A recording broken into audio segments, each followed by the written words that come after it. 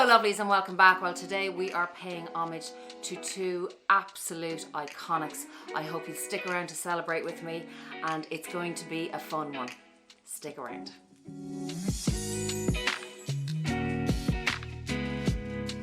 Hello lovelies and welcome back, and first of all I want to say thank you again to everybody for helping me hit the 10k. I had a great weekend, you can imagine. Had a few little drinky poos, and thank you all for your comments and everything else. Mwah! Love to you all. Today is Wednesday, tomorrow is Thursday the 1st of July, and it is Princess Diana's birthday. She would have been 60 years old tomorrow, and unfortunately her life was cut far too long, which I suppose should make us all really appreciate that we are here and we're happy and we're alive, and to appreciate everything we have. So I thought it would be really, really nice to pay homage to Princess Diana.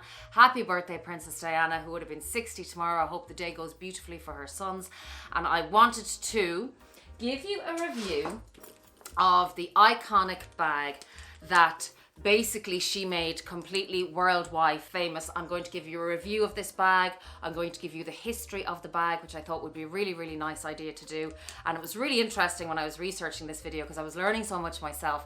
And then at the end, stick around, because if you're in the market for this beauty, I'm going to tell you what to be aware of, what to consider, and just a few things to take note of if you are in the market, so stick around for that. So this bag was born, let's say, in 1994, founded under the creative direction of Gianfranco Ferrer, which was a successor of Christian Dior himself.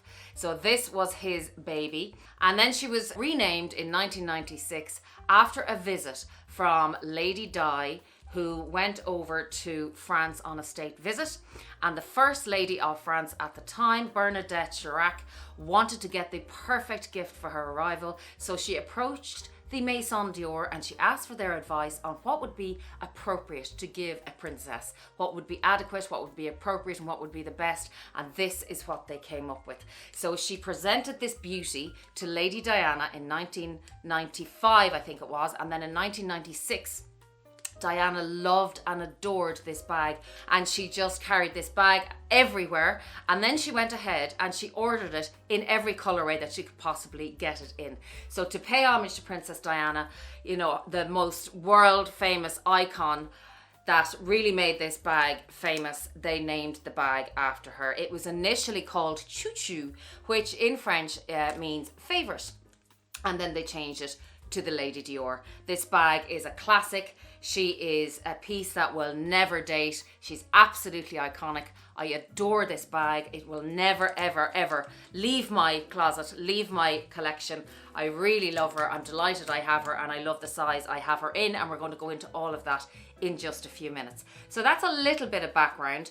And then just to let you know, the canage here also, which it is absolutely renowned for. It is the canage quilted lambskin, but it also comes in calfskin, it comes in exotics, it comes in satin, and also in refined fabrics, and sometimes you can get it in the embroidery and patent also. The canage is a tribute to the CD's Maison on Avenue Montaigne. It resembles the Louis XVI chairs, which were the canage rattan pattern also, and they were in the boutique itself. If you have any problems with this bag whatsoever, Dior are renowned for their service, their customer service. I think they were voted #1 actually recently.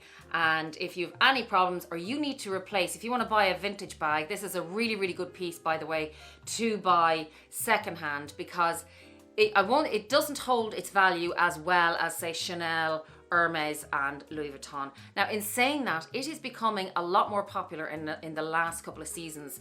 And as we all know, Dior prices are also heading up, like the other houses. So something to take into consideration. If you want to get this bag, pretty much get it now, because you can still get it for a really, really good price in the secondhand market, particularly the medium size and the large sizes, because all the smalls are and minis are so popular at the moment. This is all hand stitched, by the way. Every single piece of this bag is hand stitched, which I just found so interesting. Also, the bag is made over a wooden block, which is like a mold. It is literally placed over the wooden block. It is hand stitched, placed over that, and that's how they make the bag. It takes 8 hours to make this bag. It has 144 different pieces of leather components, and it also has 43 different metal parts.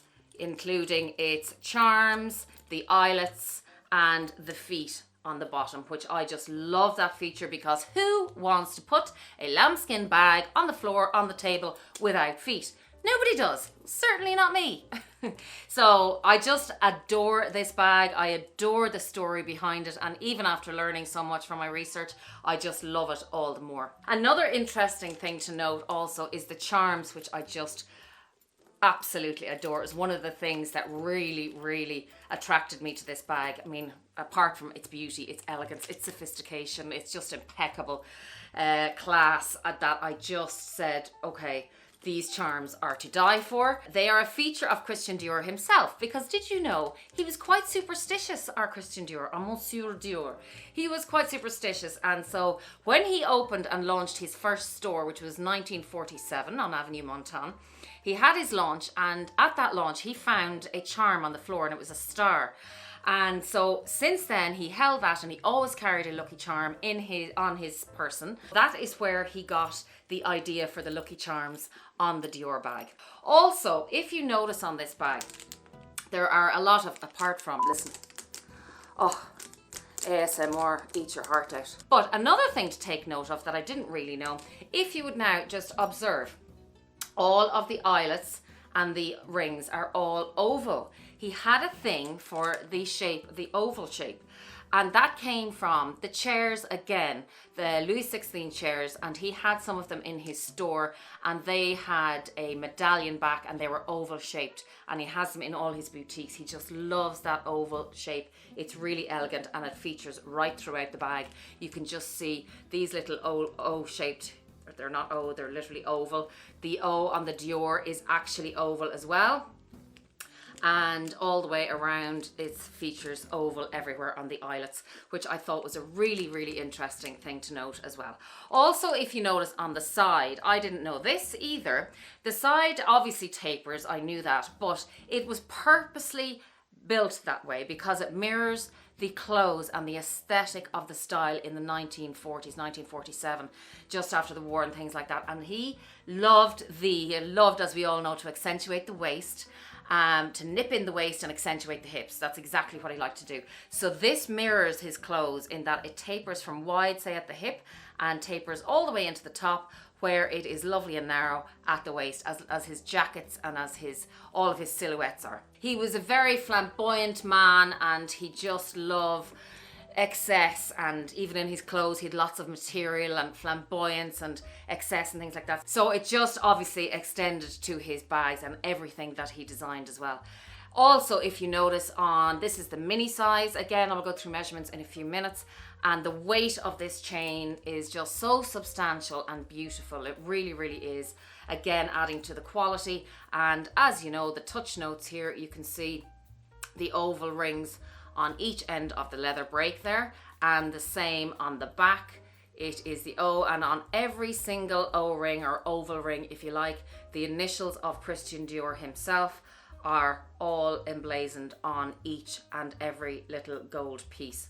So the zippers, I don't know if you remember, in this one it's the flap, the new style, but on the older style, the vintage style, it was the zipper, and on the zipper itself it also had an oval plaque with CD written on it. Now they have the flap on the inside, and I'm just going to open this up, and again, if you just notice on the inside there, if you can see it, on the O-rings they are screwed in, and on the inside then you have that beautiful red silk lining with the canage pattern again, and then it has the zip pocket on the inside with the leather piece on the zip, and I just love it. Absolutely love this bag. And this one says on the leather piece, Christian Dior, Paris, made in Italy. So that is the inside. A lot of people say, Viv, you know, you're not afraid of scratching it, particularly getting into the flap section on the inside. Do you know what? I mean, I just gave this a little buff with a leather conditioner before the video, you know, because she was going on show. We all have to spruce up a bit. So I'll show you what I actually used. I just got her locally. It's a leather care. It's made in Ireland. You can get them on Amazon. I've seen different leather ones on Amazon. If you want me to link this, I will. So I just wanted to also say that These bags come in different sizes. It used to be just the mini, the small, which would be the ABC Lady Dior now, the medium and the large. But now, since I think 2015, they've been doing a micro size, which again is smaller than this one. And then they have special editions. I know John Galliano did one in 1999, and I know Maria Grazia did an opulent one, embroidery one, which is absolutely stunning as well. So there are limited editions. Maybe one day I'll add an embroidery one, but for the moment I'm just so happy with this size, the design, the detail, and the leather. I just absolutely love it. Okay, so the measurements of this bag: 17 centimeters across, 15 centimeters in height, and 7 centimeters wide here. It is obviously top handle. It's also suitable to be worn crossbody, and this strap is detachable, which is a really, really good thing, because there are guitar straps out now, as you know. They're absolutely stunning. I'm still thinking of getting one.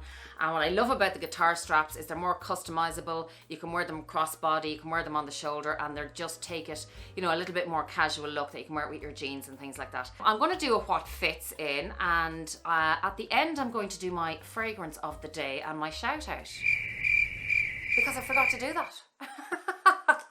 To be very practical for anybody who is considering this bag, I just wanted to give you a look inside. And the things I want you to keep in mind if you're considering this bag is what size is going to suit you. This is the mini size, and I just wanted to show you that this little beauty here, and just to see if she fits inside. I know she actually does, but I wanted to show you for any of you that are interested. I generally, for this size of a bag, wouldn't carry my mini pochette in here, but just to give you a good idea of the size of the bag, and you have more space inside there, so you can definitely fit that in. So that's a good thing to know.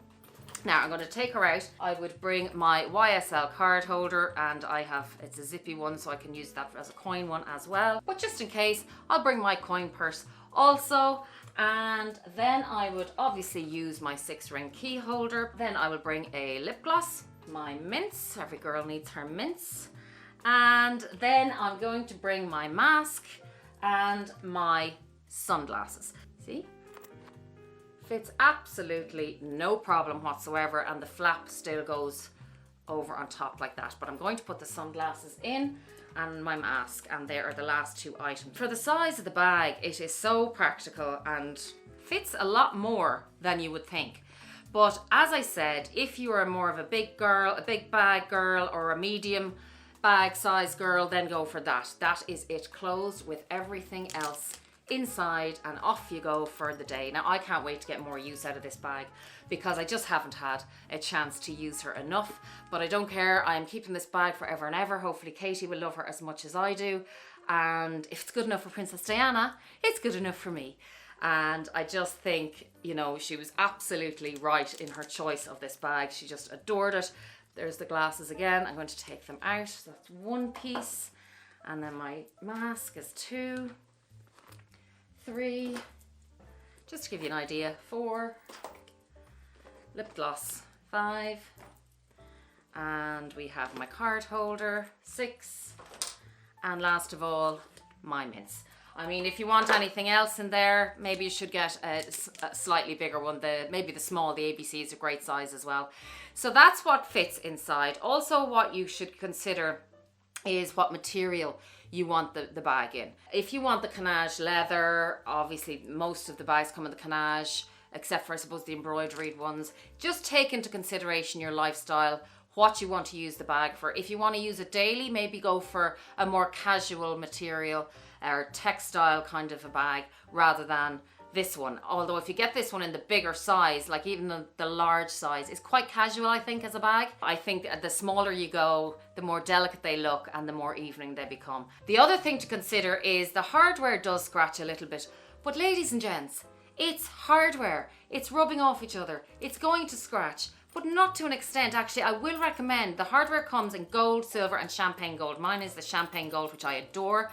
And I would actually recommend the champagne gold to anybody, because you don't notice the scratches on it as bad, and you can always give it a buff. And things are meant to be worn and enjoyed, so I wouldn't be worried about that. The perfume of the day is Coco Mademoiselle. Now this one you might not recognize because I have this bottle a very, very long time, and it now comes in a new bottle. But the top notes in this are orange, bergamot, orange blossom. The mid notes are Turkish rose, jasmine, mimosa and ylang ylang, and then the base notes are patchouli, white musk, vanilla, vetiver, tonka and opoponox. So this is a beautiful, fresh, citrusy, it's long lasting. Yeah, you can really get the orange there. It's really, really nice. Very, very popular. So if you want to be unique, a lot of people use this, so that might be something to consider, but a really, really nice one and really long lasting. That is the fragrance of the day. And then a shout out of today. I want to say a big shout out to Grace 1967. Hi Grace, how are you? And I hope you're doing well today, and thanks so much for all your comments down below. That's our little walk down memory lane. I hope you've enjoyed that. I really do wish Princess Diana, who, as we all know, her delicate life was cut way, way too short. So a big happy birthday up in the sky, Diana, and I hope your boys really, really have a nice day commemorating you tomorrow. And to anyone looking for any more details on the Lady Dior, just DM me, just message me. Don't forget to subscribe, comment, like, and all that good stuff as well. Thank you so much, and until the next time, be kind, be safe, be compassionate. Love you lots. Mwah.